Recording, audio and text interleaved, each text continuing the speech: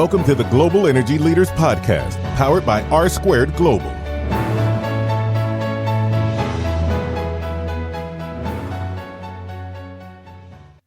Welcome to another edition of the Global Energy Leaders Podcast. As always, I'm your host, Ron Ray, episode 62, and it's good to have you along as today we're going to talk about pipelines in the great state of Texas where I live. And we're going to bring on Thure Cannon with the Texas Pipeline Association to talk about pipelines, the environmental impact, and what exactly goes on as far as regulation when building a pipeline. So without further ado, here's my conversation with Thure Cannon. Well, Thure, it's a great day in the great state of Texas. How are you doing today? I'm very good, Ryan. It's a balmy 98 degrees here in Austin, and so everything is right in the world for July in Texas. This is a quick side note. We were talking offline about me. I used to live in Louisiana, now I live in Texas, and the humidity, at least up here where I'm at, closer to the DFW Metroplex, it's about 30% lower some days than it was where I'm from. It makes all the difference in the world. Some people might, if you're from Phoenix, might think it's humid, but to me, it makes all the difference in the world. And of course, we always have a nice Texas breeze, which seems to kind of take the edge off of it from time to time. Exactly. Okay, well, let's get into it here for our listeners. You are the president of the Texas Pipeline Association. Let's just start there. What is the Texas Pipeline Association? What do you guys do? What do you represent? And where do you fit into the picture of Texas oil and gas scene? Well, the Texas Pipeline Association is made up of 49 member companies who transport and process natural gas and natural gas liquids in the state of Texas. An interesting fact is we're the only intrastate pipeline association that I'm aware of in the country. And that the reason I like to say that Texas has their own intrastate pipeline association is because we've got more pipeline than anybody else. Right, absolutely. So how old is the organization and what brought it about? It was founded in 1983 by my predecessor, Mr. Patrick Nugent. He started it. I think they had 5 member companies his first year. And of course, the market was much different back then than it is today. But it necessitated the need for a pipeline association because there were some differences between the production community and the midstream community back then. And so he started the association to address specifically midstream and pipeline issues in front of the government and to be an advocate for solely the midstream industry. Okay, so you talked about midstream there, and we've had on Texas Railroad Commissioner Ryan Sitton about a month or two ago. He came on and he talked about what role the Railroad Commission plays. Do you consider your organization kind of a partner or someone lobbying the Railroad Commission, or completely unrelated? We do advocacy work at the Railroad Commission, but they, along with numerous other agencies, are one of our regulatory bodies. Gotcha. Okay, well, let's just kind of step back here. And you said you had, I think, 49 members, and so there's a lot of pipe in Texas. And so what are you guys looking to get from a legislative standpoint? What is your main issue right now? Well, there's numerous issues. We like to advocate for, and we'd like to educate members about our association, but also about the industry, because we are very proud of our safety record. We're very proud of our environmental record. We're very proud of our relationship that we have with landowners. And so all of these have various issues in front of regulatory bodies such as the Railroad Commission and the legislature. And we also are proud of our relationships with the local communities in which we operate. One of the biggest issues that we just got through with this last session was the passage of the Railroad Commission Sunset Bill. And of course, the Railroad Commission is our major regulatory agency because they do have the sole authority to regulate the pipelines in the state of Texas. So we were happy that they were extended an additional 12 years because that, of course, brings regulatory certainty to our industry and allows us to do business and transport the energy that Texans use every day.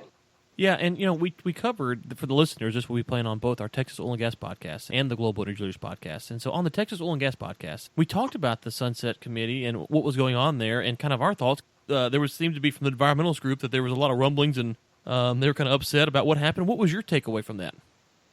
I thought the Sunset Bill was fantastic. I think that we need a strong regulatory body such as the Railroad Commission. They have done an excellent job. They're probably the preeminent regulatory agency for oil and gas not only in the country, but I'd even go as far to say as the world. I think the Railroad Commission sunset legislation is going to lead to additional safety measures and additional environmental measures as well. Okay, so let's talk about that regulation because it seems, at least in the mainstream media, if you turn on news about oil and gas, if there's any type of deregulation, it's almost presented as if that means there's now no regulation. And that's obviously a big misnomer. let's talk about just for pipelines in the state of Texas. What are some of the safety measures that companies have had to adopt, and some things that maybe you would say we're looking to get more things adopted? Well, as far as the association goes, we are always looking for ways to improve pipeline safety. As I mentioned before, we're already extremely proud of our safety record. I think my sister association in Washington, D.C., the Association of Oil Pipelines, they had a study that came out maybe a few years ago that said pipelines safely transport 99.999% of all of the products that go through it. A unique thing about the state of Texas, we were the first to engage in integrity management practices, and the feds liked the way we were doing integrity management so much that they adopted it on their own. And furthermore, I think our industry spends at least $1 billion a year, and it's billion with a B, on pipeline safety measures to ensure that we're safely transporting our products. Now, when you mentioned that 99.999%, it seems as if that almost gets forgotten, that anytime there's a spill or a leak, that pipelines are kind of the culprit. But compared to, I'll let you do it. Lay out the options. If you're going to get oil or gas from the wellhead to a facility, what are the options that producers have? And then let's kind of rank them as far as safest to least safe. Well, Ryan, I don't have the statistics from what is that. Well, I do have the statistics because I do know that pipelines are by far the safest way to transport. If you're going to get liquids from a wellhead, your only other options are truck, and then the truck goes to a rail that could get it to a manufacturing plant or a processing plant. For natural gas, you really have no other way to transport that except via pipeline. Right, and so when we see anti-pipeline groups, because it's not safe environmentally or whatever the argument maybe is, if you're looking at trucking it or training it, those aren't safer options, and in fact they're substantial. I don't have the stats in front of me either, but the stats, the last time I looked at the stats, it was substantially more dangerous to truck or to train something, and it costs a lot more money than it is to put it in a pipeline. It without a doubt. When you start looking at the numbers for trucks transporting liquids and petroleum by trucks, you look at a truck, and typically a oil and gas truck will transport about 180 barrels in it.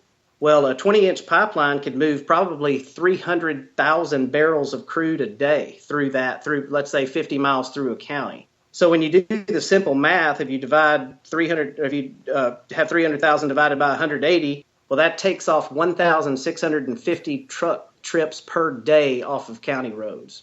So I think that's a staggering amount of truck traffic that you can eliminate, and it's safer to transport through pipeline than it is through trucks.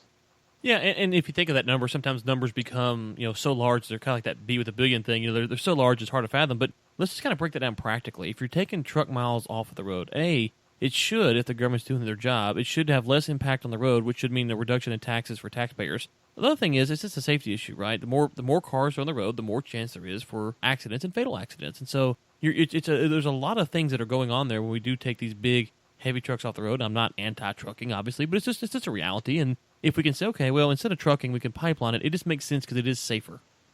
Exactly, and we, of course, are not anti-trucks either. In Texas, as you know from living here, we need all kinds of transportation options. It just so has it that for hydrocarbons, by far the most efficient and effective way to transport is via pipeline. Not only is it more efficient and safer to transport it through pipeline, it's also more environmentally friendly to transport it through pipeline. Okay, so let's talk about that. Let's talk about the environmental impact of a pipeline. Now, I've worked in pipelines that have been regulated by FERC and all these different agencies, and so I don't want to go through each governing body and how they impact a pipeline being built. But from the standpoint of building a pipeline, I have yet to work on a pipeline where I've seen them come out and say, oh, there's a wetland, we're going to tear it up and not tell anybody. Because if they get caught, the impact is outrageous as far as what they would get fined and all the problems. These companies, they actually have to protect the environment. Most of them don't even impact the direct wetland. They're going to bore underneath it, or if they do, they have to pay mitigation credits, right? And so walk us through maybe what the perception is if you think about environmental impact from a pipeline, but what's actually the reality when these companies are engaging with crossing wetlands? That's really kind of a company-specific issue that I'd like to leave to answer from the companies. But but you're exactly right, Ryan, when you say we have immense regulations that when we have to survey the route, and if there is a route, we are going to find the most environmentally sensitive way to cross that. As far as like when we bore under a river, or we're making sure that we're not contaminating any kind of water. And we never, of course, the economic impact for a pipeline company, we never want to lose product, because if just for economic purposes, if we lose product, that's less money out of the company's pocket. No. You're right. I guess let me rephrase the question. What I was getting at is that on the project where we've encountered wetlands, the decision was kind of, okay, hey, either we're gonna bore underneath this thing, or if we're gonna open cut it, then it changes the jurisdiction of our line to a different type of classification, which means the whole line is now going to be more scrutinized. And so I guess my point really is that when we're coming across wetlands as pipeline professionals, we are actually taking a lot of precautions, either to A, avoid them, like you said, or B, it's not as simple as we get to go tear up the wetland and there's no repercussions. It's if you are going to open cut through a wetland, it is kind of a process to get that done, and it impacts how the rest of your pipeline is monitored from an environmental standpoint. You're exactly right, Ryan. Okay, so let's talk about safety. I think that's one of the final things I really want to touch on today is safety. Let's just talk about just the steps of, not from the standpoint of the transportation, we've talked about that, but working on pipelines. You know, we always want to see people who can do labor, get paid good jobs, but we want them to be safe jobs. And so what are some of the strides that you've seen as far as being safe while working on the pipeline? I know that our companies, the members of TPA, we certainly, they train their inspectors for in-house. And then we have always, from an association standpoint, we have always encouraged the feds and the state to employ more pipeline safety inspectors, because we want to make sure that our lines are up to regulatory par, and we want to make sure that people are watching us just the way we're watching them, watching ourselves. Absolutely. And so just before we let you go, companies out there, I think is it 250 miles of pipe in the state of Texas that can join your group? Is that right? Yes, sir. And there's some numbers regarding processing as well, if they would like to join the Texas Pipeline Association. Right. So it's not just for big, huge oil and gas companies, though. This is for even the smaller midstream companies. They could fit into this. And what would be a membership benefit to join your organization? Well, we pride ourselves on educating our members and keeping them on the pulse of what's going on in state government at their legislative level and at the Railroad Commission and Texas Commission on Environmental Quality level. We happily go visit with local chambers of commerce to, I guess, spread the gospel, if you will, on the safety of pipelines and the environmental record of pipelines and the economic impact of pipelines. Well, according to the website here, TexasPipelines.com, we'll link to the show notes, it says that there's about 328,000 miles of pipeline in Texas, and we know that number is only going to grow and grow and grow over the next 5 to 10 years, just with the Eagle Ford and the Permian. And I think I need to update my website, because totally there's 425,000 miles of pipeline in Texas, and out of that number, it's roughly about 379,000 of those are strictly intrastate pipeline miles. Okay, wow. Well, then we will go with that number, regardless of what the number is. Even if you had it right on the website today, it's changing by the minute because there are lines being laid all the time. And so, the Permian is be booming for some time, the Eagle Ford, and then I've even heard talk recently that maybe the Barnett is going to get a second wind and come back to life. So it'll be interesting to see. But love to hear from groups like yourself who come out here and say, hey, this is what we're for. We're for the environment. We're for safety. And we're for getting the product to the consumer, because that is something that kind of gets lost in all this discussion over pipelines and oil and gas. Is it good? Is it bad? Is that at the end of the day, we're trying to get something safely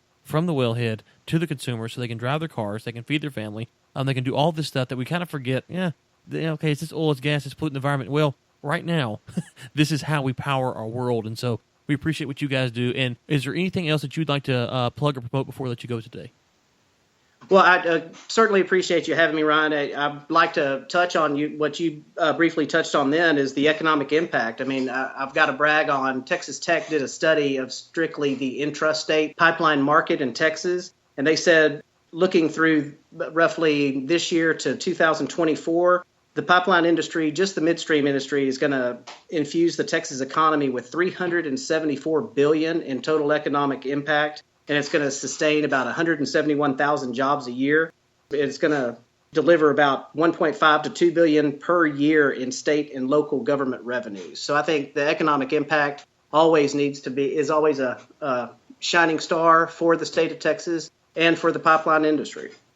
Absolutely. TexasPipelines.com, we'll link to that in the show note, is where you can find out more information. And again, even if you're not an Exxon, not a Shell, not a big enterprise products, you might be able for membership. I think I was 250 miles of pipe, and there's some other requirements. We will link to texaspipelines.com in the show notes so the listeners can go and check that out. Thure, thank you so much for coming on. We really enjoyed the discussion today. Thank you so much, Ryan, and please feel free to reach out to me directly if you have any questions or I can be of any assistance. Thanks again to Texas Pipeline Association and Thure Cannon for coming on. For more information, go visit their website, texaspipelines.com, and also we'll be linking to some of their reports as they come out on globalenergymedia.com. The Global Energy Leaders Podcast is produced by Michael Sims and Chris Prine. Chris Prine also serves as editor for the Global Energy Leaders Podcast. Until next time, keep climbing. Thanks for listening to the Global Energy Leaders Podcast, powered by R Squared Global.